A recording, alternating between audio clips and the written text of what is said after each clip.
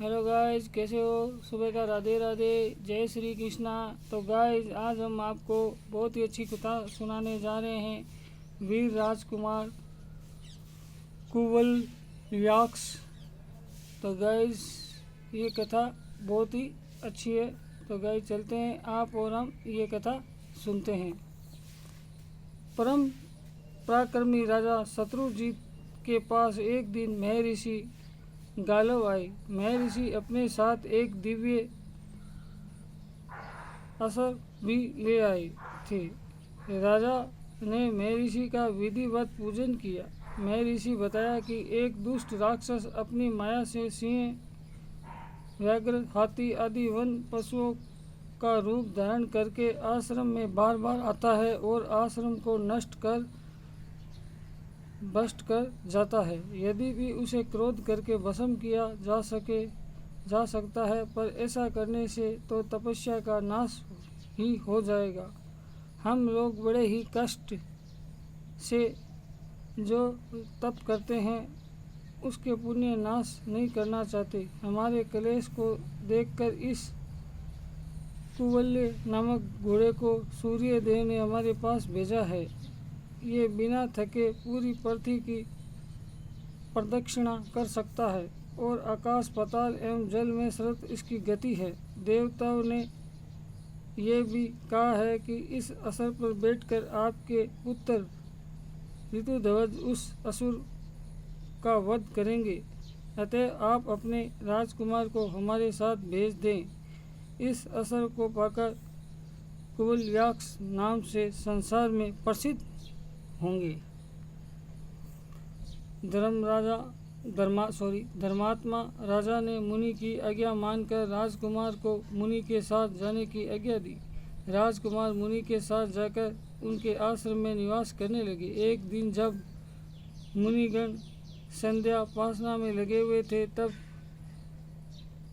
शुकर का रूप धारण कर वह नीच दानव मुनियों को सताने वहां आ पहुंचा। उसे देखते ही वह रहने वाले मुनियों के शिष्यों को हल्ला करने लगे। राजकुमार ऋतुध्वज शीघ्र ही घोड़े में सवार होकर उसके पीछे दौड़े। धनुष खींचकर एक अर्धचंद्राकार बाणों से उन्होंने असुर को बीन दिया। बाण से घायल होकर असुर प्राण बचाने के लिए भागा।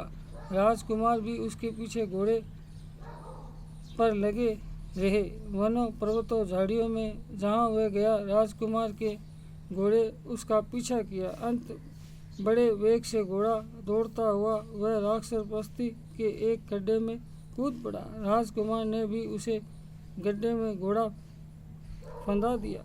वह पाताल लोक में पहुंचने का मार्ग था। उस अंधकारपूर्ण मार्ग से राजकुमार पाताल पहुंच गए। सरक समान सुंदर पाताल में पहुंचकर उन्होंने घोड़े को एक स्थान बांध दिया और वे एक भवन में गए। यहाँ उन्होंने विश्वावसु नामक गंधर्वराज की कन्या मदालसा मिली।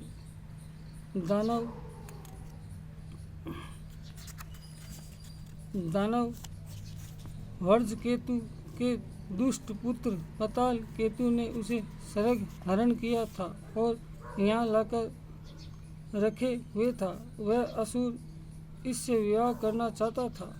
जब मदालसा को पता लगा कि उस असुर पाताल केतु को राजकुमार ने अपने बाण से छेड़ डाला है, तब उसने ऋतुराज को ही अपना पति वरण कर लिया। राजकुमार ऋतुध्वज ने जब मदालसा से विवाह कर लिया, तब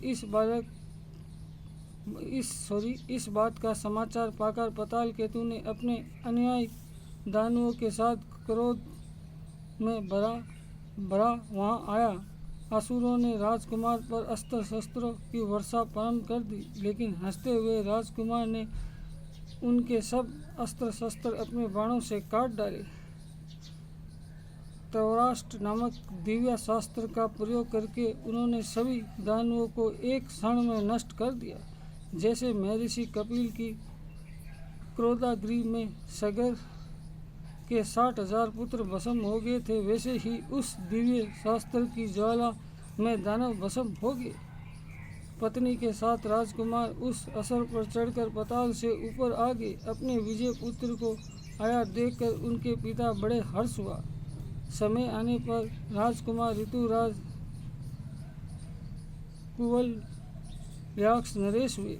उनकी पत्नी मदालसा परम तत्वों को जानने वाली थी। उन्होंने ही अपने पुत्र को गोद में लोरी देते ही ब्रह्मा ज्ञान उपदेश दिया। तो गाइस, हमने आपको ये छोटी सी कथा सुनाई। तो हमें इस कथा से यही प्रेरणा मिलती है कि हमें कभी बुरे काम नहीं करने चाहिए, हमें भगवान की भक्ति करनी चाहिए। तो गाइस, आज के लिए इतना ही। सुबह का राधे राधे, जय श्री कृष्णा। गाइस, हमारे चैनल को ज़्यादा से ज़्यादा लाइक करें, सब्सक्राइब करें, वीडियो देख के कमेंट करें ताकि हम आपके लिए और भी अच्छा वीडियो बना सकें।